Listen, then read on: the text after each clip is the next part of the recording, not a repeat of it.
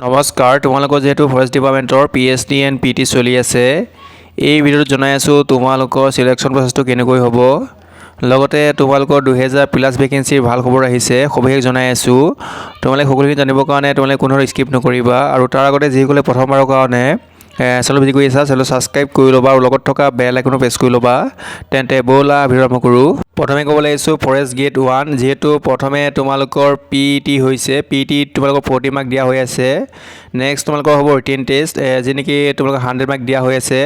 Next তোমালোকৰ থাকিব NCC 5 marks দিয়া হৈ আছে। নেক্সট তোমালোকৰ হ'ব অৰেল এণ্ড ভাইবা, তোমাৰ 5 মাৰ্কছ দিয়া হৈ আছে। আৰু ইয়াতে তোমালোকৰ এটা ৱাকিং থাকিব, যি নেকি টোটেল তোমালোকৰ মাৰ্কছ হৈছে 150। এতিয়া ক'ব লাগিছোঁ ফৰেষ্ট গাৰ্ড আৰু APF কনষ্টেবল, যিহেতু প্ৰথমে তোমালোকৰ PET হৈছে আৰু যি নেকি তোমালোকৰ 40 মাৰ্কছ দিয়া হৈ আছে। নেক্সট তোমালোকৰ ৰিটেন টেষ্টটো হ'ব, যি নেকি তোমালোকৰ 50 মাৰ্কছ থাকিব।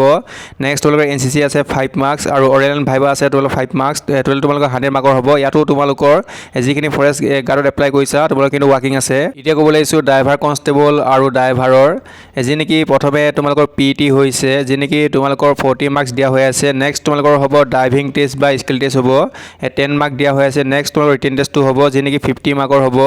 নেক্সট তোমালোকৰ NCC আছে 5 মাৰ্কছৰ। নেক্সট তোমালোকৰ অৰেল এণ্ড ভাইবা আছে 5 মাৰ্কছৰ, টোটেল তোমালোকৰ 110 মাৰ্কছৰ হ'ব। লগতে ৱাকিং টেষ্টটো কৈ আছোঁ, ইয়াত উল্লেখ কৰিছে তোমালোকৰ ৱাকিং test for the post of forester grade 1 and forest guard. যিসকলে ফৰেষ্টাৰ গেট 1 আৰু ফৰেষ্ট গাৰ্ডত এপ্লাই কৰিছা তোমালোকৰ ৱাকিং টেষ্ট হ'ব, যি নেকি 26 কিলোমিটাৰ মেল আছে আৰু 16 কিলোমিটাৰ দিয়া হৈ আছে ফিমেল, আৰু 4 আৱাৰ্ছ দিয়া হৈ আছে, 4 ঘণ্টা দিয়া হৈ আছে। তোমালোকৰ দ্বিতীয়টো ভাল খবৰ দিব ওলাইছোঁ, তোমালোকে সেইকাৰণে চাই থাকা ভিডিঅ'টো। যিহেতু তোমালোকৰ 2000+ ভেকেঞ্চিৰ আহিছে খবৰটো, যি নেকি তোমালোকৰ DME ভেকেঞ্চি আছিল গেট 3 এণ্ড গেট 4ৰ। নলবাৰী মেডিকেল কলেজৰ আছিল, Nagaon medical college, Kokrajhar medical college, লগতে তোমালোকৰ ধুবুৰী মেডিকেল কলেজৰ আছিল। যি নেকি তোমালোকৰ প্ৰথমে তোমালোকৰ এই ভেকেঞ্চিসমূহৰ এপ্লাই তোমালোকৰ লাষ্ট ডেট দিয়া হৈ আছিল 22/02/2023। তাৰপিছতে তোমালোকৰ দুদিন বঢ়াই দিয়া হৈছিল 24/02/2023। এতিয়া তোমালোকৰ বৰ্তমান বঢ়াই দিয়া হৈছে 28/02/2023 লৈকে দিয়া হৈছে।